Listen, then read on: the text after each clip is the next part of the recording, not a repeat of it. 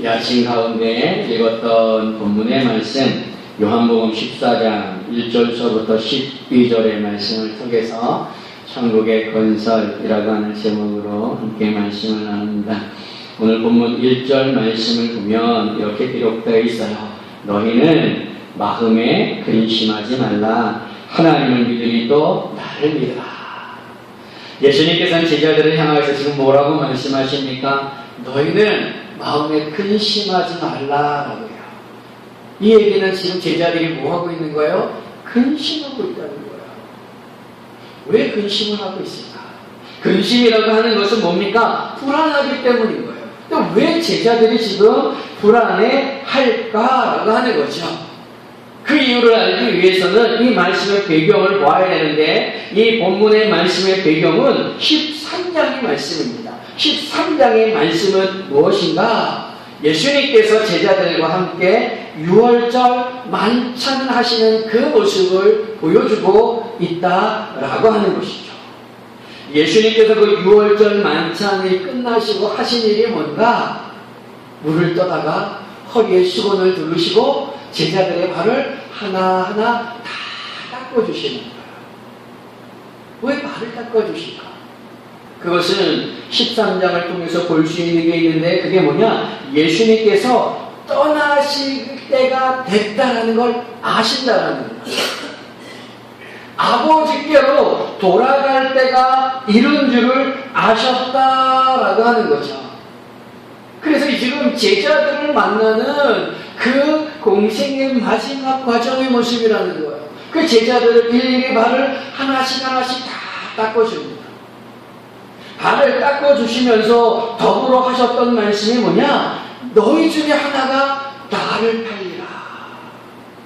3년 동안 동고동락했던 제자들입니다. 그런데 그 제자들을 향하여서 주님께서 너희 중에 하나가 나를 팔리라 라고 말씀하실 때 그 마음이 얼마나 괴로우셨겠느냐.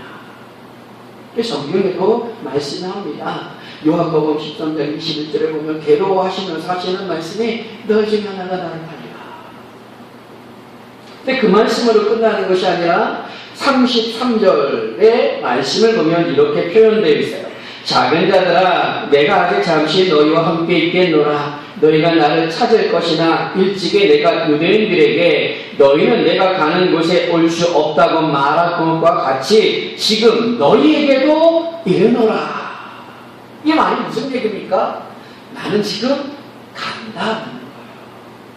나는 이제 갈 거야. 나는 떠날 거야. 그런데 내가 가는 그곳을 너희는 올 수가 없다. 너희는 지금 올 수가 없다라고 말씀하고 계신다는 거죠. 제자들의 모습을 한번 가만히 생각을 해보세요. 예수님과 함께 공생을 하면서 유월절을 지켜왔습니다. 그런데 이전에 지켰던 유월절의 그 절기의 모습이 아니라는 거예요. 분위기가 좀 이상하다라는 거죠. 예수님께서 친히 허리에 수건을 누르시고 자신들의 발을 다 씻겨주십니다. 그러면서 하시는 말씀이 너희 중에 하나가 나를 팔리라라고 말씀하십니다. 무엇보다 나는 이제 갈 거야. 나는 떠날 거야. 그런데 너희는 그곳에 올 수 없어. 내가 있는 그곳에 너희는 지금은 올 수 없다라고 말씀하신다는 거죠. 이거 제자들의 입장에서 보면 불안할 수밖에 없는 거예요.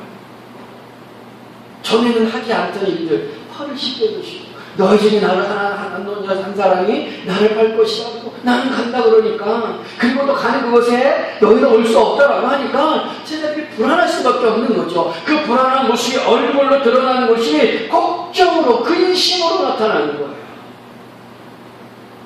그때 불쑥 베드로가 나서서 말합니다. 주여 어디로 가십니까? 지금 어찌하여 우리는 따라갈 수 없습니까? 그렇게 말씀하면서 더불어 한 말이 뭐냐? 주님이 어디를 가시나 어디로 가시든지 주를 위하여 내 목숨을 버리겠나이다. 아주 당찬 결심의 말씀을 하고 있다는 거예요. 어디로 가십니까? 어디로 가시는데 우리가 가지 못합니까? 주님이 어디로 가시든 우리가 주를 위해서 내 목숨을 바치겠습니다. 얼마나 멋있습니까? 아주 결의에 찬 그 모습을 주님 앞에. 그런데 주님께서 그 모습을 보시고 베드로에게 하신 말씀이 뭡니까? 다 굴기 전에 내가 나를 3번 부인하리라. 이 말씀이 오늘 우리가 읽었던 본문의 배경이에요. 그러니까 가만히 생각을 해보세요. 걱정이 안 될 수가 없어요. 근심이 안 될 수가 없어요. 마음의 불안함이라고 하는 것을 감출 수가 없다는 거죠. 3년 동안 동고동락했던 분이 갑자기 떠나신다고 합니다. 너희 중에 하나가 나를 팔리라고 합니다. 다 굴기 전에 3번이나 나를 부인하리라 라고 말씀을 하신다는 거예요. 그 제자들은 근심할 수가 없는 거죠. 그런 제자들을 보시고 오늘 요한복음 14장 1절에 말씀하시는 거예요. 너희는 마음에 근심하지 말라. 하나님을 믿으니 또 나를 믿으라. 그러시면서 주님께서 떠나셔야 할 이유를 우리에게 들려주십니다. 본문 2절과 3절의 말씀을 보십시오. 본문 2절 3절 내 아버지 집에 거할 곳이 많도다. 그렇지 않으면 너희에게 일렀으리라. 내가 너희를 위하여 거처를 예비하러 가노니 가서 너희를 위하여 거처를 예비하면 내가 다시 와서 너희를 내게로 영접하여 나 있는 곳에 너희도 있게 하리라. 이 본문의 말씀을 가만히 보십시오. 2절과 3절의 말씀에 보면 내 아버지 집이라고 하는 곳, 거처라고 하는 곳, 나 있는 곳이라고 하는 이 모든 것들은 결국 무엇을 지칭하냐면 천국을 지칭하는 거예요. 내 아버지 집이 뭐냐? 천국이에요. 거처가 뭐냐? 천국이에요. 나 있는 곳이 뭐냐? 천국이라는 거예요. 그러니까 주님께서 지금 제자들의 그 근심하는 모습, 나는 떠난다, 나는 간다. 그런데 지금 너희는 내가 가는 곳에 올 수가 없다라고 말씀할 때 제자들이 다 근심할 때 근심하지 마라. 내가 떠나는 이유는 뭐냐면 너희를 위하여 거처를 예비하러 간다라고 말씀한다는 거예요. 지금 떠나는 이유는 뭐냐? 거처를 예비하기 위함이라는 거예요. 그러니까 근심하지 말라. 그런데 재밌는 모습 중에 하나가 있어요. 재밌다는 표현이 그렇기는 한데 거처를 예비하러 간다라고 하는 말씀의 의미가 뭘까라고 합니다. 분명한 것은 오늘 본문의 말씀 2절에 보면 내 아버지 집에 거할 곳이 많도다라고 말씀합니다. 이미 아버지 집에는 거할 곳이 많이 있습니다. 그럼에도 불구하고 주님은 거처를 예비하러 간다라고 말씀하고 계신다는 거예요. 거처를 예비하러 간다는 게 뭘까? 두 가지 측면으로 볼 수 있어요. 첫 번째 측면은 뭐냐면 천국을 건설하는 개념 속에서 이해하는 거예요. 거할 곳이 많다라고 하는 이 말씀은 굉장히 크고 넓고 아름답다라고 하는 걸 우리에게 보여주고 있다는 거예요. 천국이 얼마나 아름다운 곳인가, 천국의 개념이 어떤 곳이냐라고 하는 건 요한복음에서 잘 보여주고 있습니다. 그곳은 너무너무 아름다운 곳이고요, 너무너무 좋은 곳이고요, 슬픔도 없고 아픔도 없고 질병도 없고 괴로움도 없고 무엇보다도 죽음도 없는 곳이라고 우리에게 밝혀 보여주고 있다는 거예요. 그런데 그 거할 곳이 많은 그 천국, 이게 굉장히 크고 넓다라는 거예요. 우리가 천국을 생각할 때 어떤 개념으로 천국을 생각하는가? 물론 천국, 우리가 직접 가보지 못했기 때문에 성경에서 보여주는 것을 우리가 상상하는데 어떻게 보면 좀 막연한 것같이 보여진다는 거죠. 이것을 우리가 알고 있는 것들과 한번 비교해서 천국이 어떤 모습이냐고 생각해 볼 수 있어요. 과학적인 측면에서 볼 때 아인슈타인 시절을 한번 생각을 해보십시오. 아주 천재라고 하는 그 아인슈타인 시절 가운데 우리 은하계가 우주인 줄 알았어요. 그러니까 하늘에 보이는 1000억 개의 별이 전부인 줄 알았다는 거죠. 그리고 그게 다인 줄 알았다는 거예요. 그런데 시간이 지나면서 허블 만환경이라고 하는 천체 만환경이 발명되어지고 많은 좋은 성능이 좋은 천체 만환경들이 발명되어집니다. 그러므로 우주를 바라볼 때에 우리 눈에 보였던 그 천억 개의 별들이 우리 은하계 별들이 아니라 좀 과장돼서 얘기한다면 그 별 하나가 하나의 은하계를 이루고 있다라고 하는 것들을 알게 된다는 것. 또 그 은하계 안에는 또 천억 개의 별들이 있다라고 하는 것이죠. 한마디로 우주는 뭐예요? 굉장히 넓은 거예요. 그런데 이 굉장히 넓은 우주가 뭐 하고 있느냐? 계속해서 팽창해 가고 있다라는 겁니다. 커져가고 있다라는 거예요. 그러니까 우주가 우리 빅뱅이라고 하는 그 일을 통해서 빵 하면서 우주가 만들어졌다라고 얘기합니다.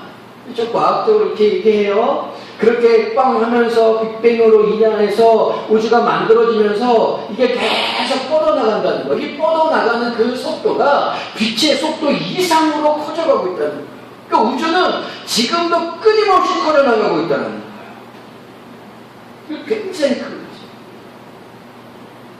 그런데 그 큰 우주도요, 우리 하나님 앞에서는 뭐예요? 작은 것에 불과하다라는 거죠. 그렇다면 아버지 집인 그 천국을 이 우주와 비교해 본다면 이 우주는 우리 하나님이 계신 그 천국과 비교될 수 없을 만큼 큰 곳이라는 것을 알 수 있다. 우리 천국에는 상상 밖의 크기라. 왜냐, 주님이 만들어 놓으신 이 우주가 얼마나 넓습니까? 그런데 우리 하나님의 집은, 하나님의 계신 그 천국은 하나님 만드신 이 우주보다 더 크더라. 그래서 주님께서 하시는 말씀이 뭡니까? 내 아버지 집에 거할 곳이 많도다. 그렇게 거할 곳이 많음에도 불구하고 주님께서 하시는 말씀이 뭐냐? 내가 처소를 예비하러 간다라고 얘기해요. 그 처소는 또 뭡니까? 천국이에요. 천국을 또 예비하러 간대요. 예비한다라고 하는 것은 준비한다라고 하는 거예요. 이미 아버지 집에 거할 곳이 많지만 주님께서는 가셔서 그 거처를 더 준비하신다는 거예요. 주님의 이 말씀을 통해서 좀 다른 표현을 한다면 천국은요, 아직도 완성되어 건설되지 않았다라고 하는 부분을 볼 수 있어. 왜요? 주님이 가서 거처를 예비하겠다라고 말씀하고 계시니까. 그래도 본문 3절의 말씀을 보십시오. 본문 3절에 뭐라 그러느냐? 가서 너희를 위하여 거처를 예비하면 내가 다시 와서 너희를 내게로 영접하여 나 있는 곳에 너희도 있게 하리라 라고 말씀합니다. 내가 거처를 예비하면 다 만들면 내가 다시 너희들한테 와서 너희를 나 있는 곳, 곧 천국에 있게 하겠다라고 말씀한다는 거예요.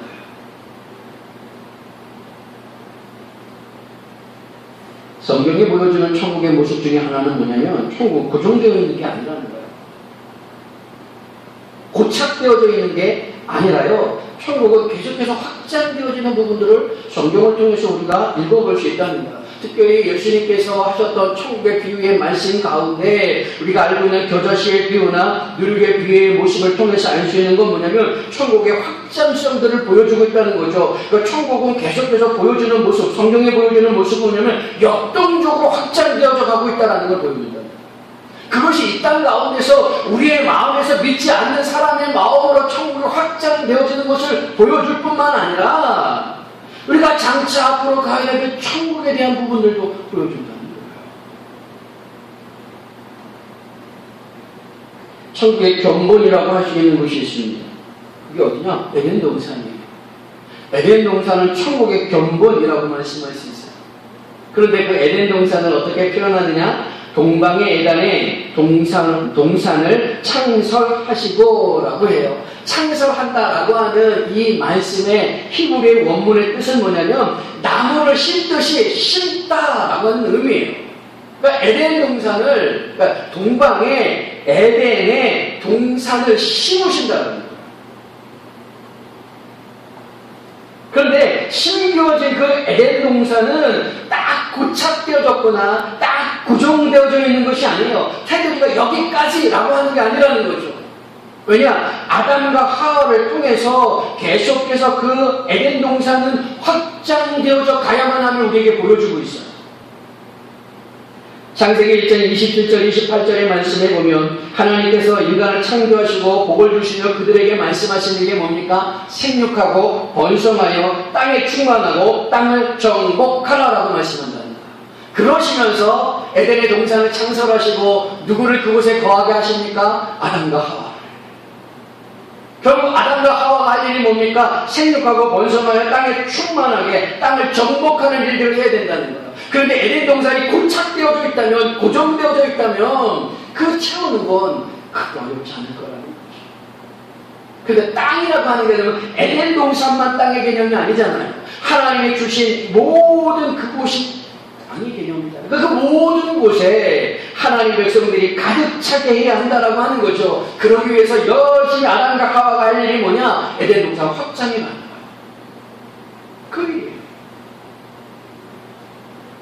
천국의 견본으로 보여주고 있는 그 에덴 동산의 모습도 고착되고 고정되어진 것이 아니라 확장되어져 가야만 함을 우리에게 보여주고 있다라고 하는 거죠. 그래서 예수님께서 거처를 예배하러 간다라고 하는 이 말씀은 더 많은 하나님의 백성들, 더 많은 자기 백성들을 구원하시기 위해서 하나님이 계신 천국에 있게 하시기 위해서 주님께서 뭐 하신다는 거예요? 이미 아버지 집에는 거할 것이 많지만은 내가 거처를 예비하러 거처를 준비하러 간다. 뭐예요? 더 확장해. 그 확장의 이유는 뭐예요? 자기 백성들을 더 많이 구원해서 천국의 사랑으로 천국에서 살게 하시기 위함이라는 거죠. 거처를 예비하러 간다라고 말씀하고 있어요. 흥미로운 건 하나님께서 우주 만물을 창조하실 때 며칠 걸렸어요? 6일 걸렸어요. 그런데 주님께서 내가 거처를 예비하러 간다 라고 말씀하시고 벌써 시간이 얼마나 흘렀습니까? 2000년이라는 시간이 흘렀어요. 그렇다면 우리가 생각해 볼 수 있는 것 중에 하나가 뭐냐? 주님께서 가시면서 거처를 예비하러 가신다라고 말씀하셨는데 이미 2000년이라는 시간을 흘렀어요. 하나님께서는 우주 만물을 창조하기 6일밖에 걸리지 않았는데 2000년이라는 시간을 6일과 비교한다면 엄청난 시간이라는 거죠. 그 엄청난 시간 속에서 우리 주님께서 하신 일이 무엇이겠습니까? 천국을 예비하시는 거예요. 자기 백성들을 구원하시기 위해서 천국을 계속 예비하시는 것입니다. 그렇다면 그 천국이 얼마나 크고 얼마나 웅장하고 얼마나 화려하고 얼마나 아름답겠느냐 상상할 수 있다. 요한계시록에서 보여주는 것 이상으로 천국은 크고 넓고 아름답고 웅장하다. 근데 왜 이런 천국의 건설이 필요할까? 누가복음 19장에 보면 문화의 비유가 있습니다. 문화의 비유의 모습이 뭡니까? 10명의 중에게 문화 하나씩을 다 나눠주는 거예요.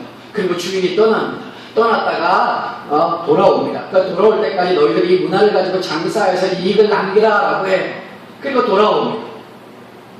돌아올 때에 한 문화를 가지고 10문화를 남긴 종에게 그 주인이 한 말이 뭐냐? 너는 10고을 권세를 차지하라. 5문화를 남긴 그 종에게는 너는 5고을을 차지하라 라고 말씀합니다. 고을을 차지하라 이 말은 뭐냐면 그 고을을 다스리라 라고 하는 그 권세를 주셨다라고 하는 거예요. 이 권세의 개념을 좀 더 확실하게 요한계시록 22장 5절에서 보여주는데 천국의 모습을 말씀하시면서 이렇게 얘기하십니다. 다시 밤이 없겠고 등불과 햇빛이 쓸데없으니 이는 주 하나님이 그들에게 빛이심이라 그들이 세세토록 왕노릇하리로다. 주님께서 요한계시록에서 보여주시는 모습 중에 뭐냐? 자기 백성들을 살게 하시는데 어떻게 살게 하시느냐? 세세토록 왕노릇하게 하신다는 거예요. 왕노릇은 무엇입니까? 다스림의 권세를 가지고 있다는 거예요. 이런 일에 대한 그림자가 이미 하나님께서 인간을 창조하실 때 그 창세기 1장에서 보여주고 있어요. 아담과 하와를 창조하시고 인간을 창조하시고 그들에게 주셨던 것 중에 하나가 뭐냐? 모든 것을 다스릴 권세를 주셨다. 그러니까 천국이라고 하는 그 개념 속에서 우리에게 주어지는 것은 뭐냐? 그곳에 가서 죽음도 없고 질병도 없고 아픔도 없고 그저 희희낙낙하며 즐거우며 평안하게 그곳에 사는 것이 아니라 물론 그런 모습과 더불어 있는 것이 뭐냐? 왕노릇하는 것, 권세를 가지고 다스림의 모습이 있다라고 하는 거예요. 물론 주님께서 가셔서 그 천국을 예비하실 때 어느 곳으로 어떤 곳으로 무엇으로 그 천국을 예비하시는지 건설하시는지 성경은 말씀하고 있지는 않다라는 겁니다. 그래서 그 모습이 어떤지 분명하게 알 수는 없지만 주님께서는 지금도 뭐하고 계신다는 겁니까? 우리를 위하여 천국을 예비하고 계신다. 주님께서 십자가에 죽으시고 사흘 만에 부활하시고 40일 동안 이 땅 가운데 계시고 승천하십니다. 그리고 하나님 우편에 앉아 계십니다. 그 하나님 우편에서 편히 쉬고 계신 게 아니라는 겁니다. 하나님 우편에서 우리를 살펴보시면서 아이고 어떻게 살고 있느냐, 어떻게 애쓰며 살고 있느냐 그걸 바라보고 관망하고 계신 것이 않다라는 거예요. 아니라는 거예요. 우리가 하나님 앞에 하소연하고 기도할 때 주님께서 그것을 들으시고 우리 하나님 앞에 간구하는 그 모습뿐만 아니라 더불어 가지고 계신 그 모습이 뭐냐? 천국을 거처로 예비하는 일들을 여전히 지금도 하고 계신다라고 하는 거예요. 누구를 위해서요? 자기 백성들을 위해서. 하나님의 백성들을 위해서. 지금도 여전히 거처를 예비하고 계신다. 그 예비하시는 일들이 끝나면 다시 오시는 거죠. 그리고 우리를 주님이 계신 그곳에 머물게 하신다. 영원히 천국에서 살게 하신다. 그래서 이런 개념 속에서 거처를 예비하러 가신다라는 말씀을 이해할 수 있어요.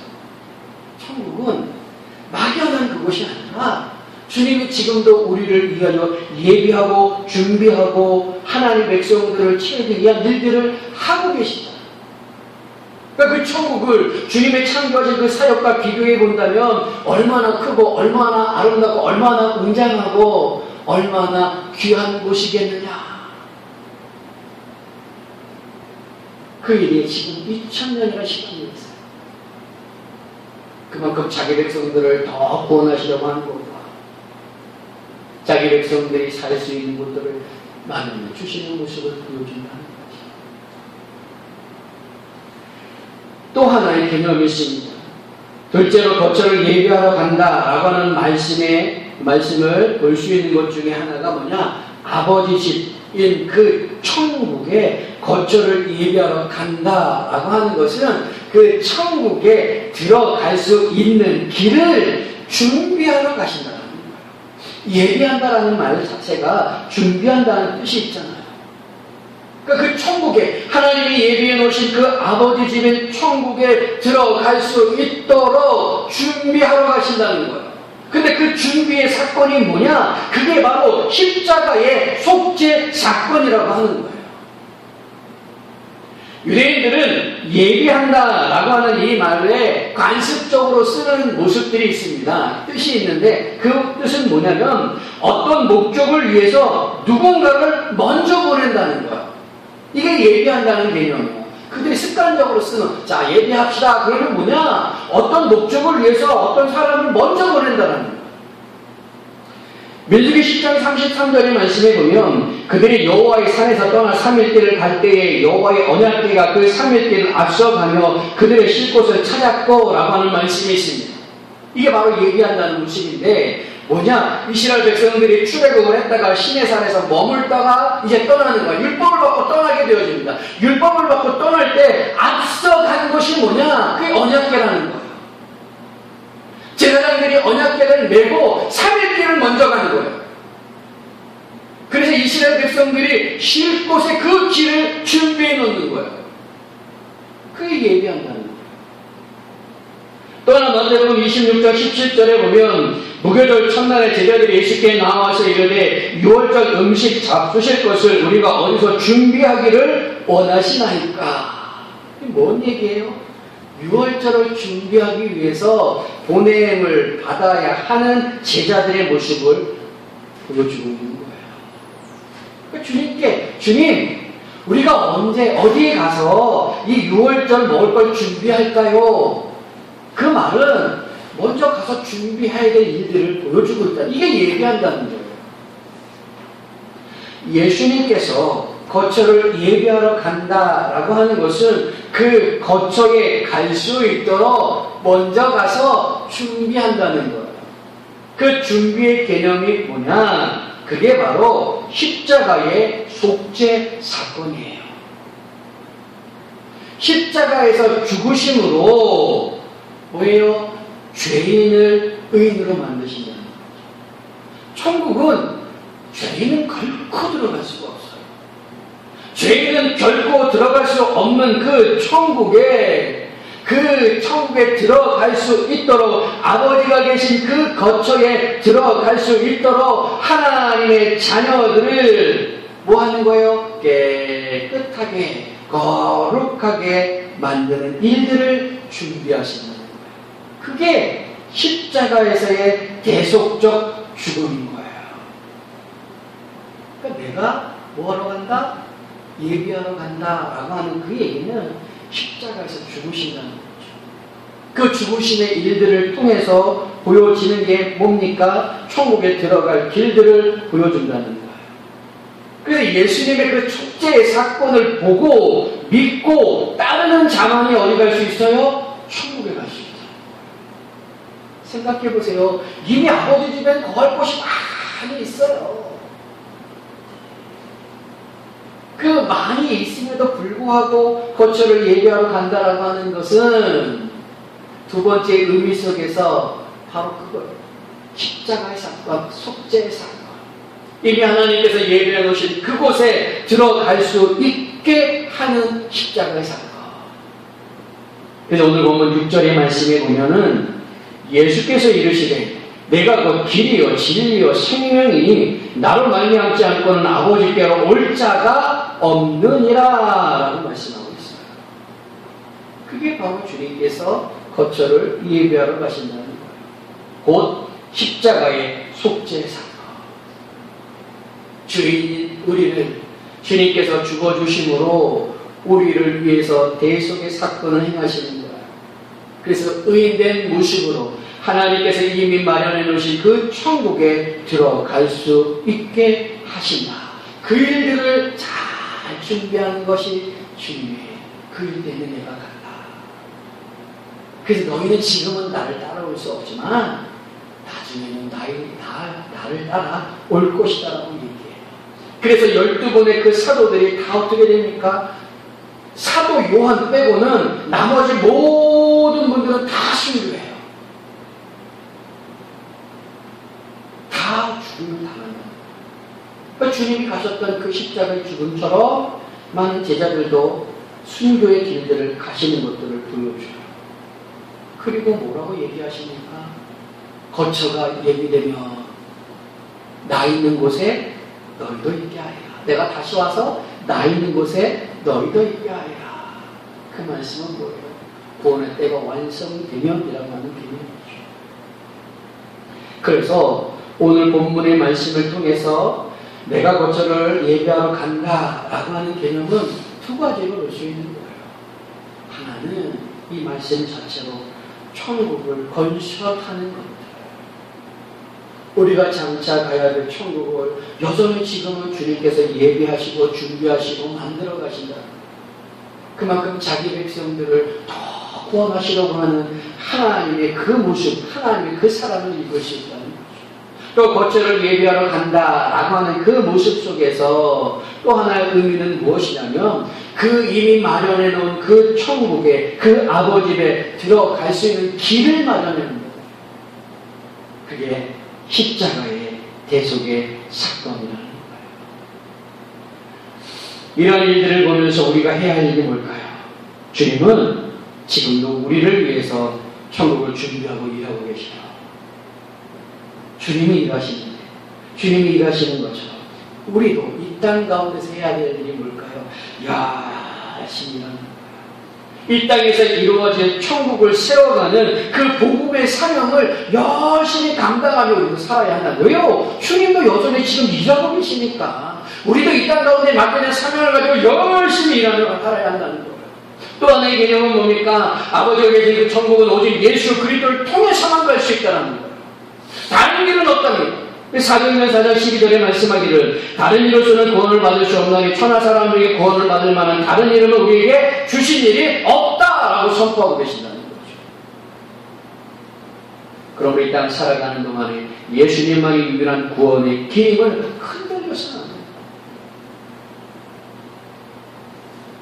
그 길임을 흔들림 없이 믿음을 갖고 살아야 한다. 말씀을 정리하고 마칩니다.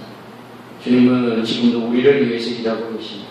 그러므로 우리도 맡겨주신 바 그 사명의 일을 잘 감당하며 이 땅에서 천국을 세워가는 삶을 살아야 하는 것이죠. 아버지로 끌어가는 그 유일한 길을 예배해 주신 예수님을 굳게 믿고 흔들림 없이 하루하루를 주님과 동행하며 살아가야 하는 것이 우리의 모습이다. 여기 계신 모든 성도님들 하나님의 일을 잘 감당하고 흔들리지 않는 귀한 믿음의 모습을 가지고 천국의 삶을 살아가실 수 있기를 주님의 이름으로 축원합니다. 아멘. 기도하겠습니다.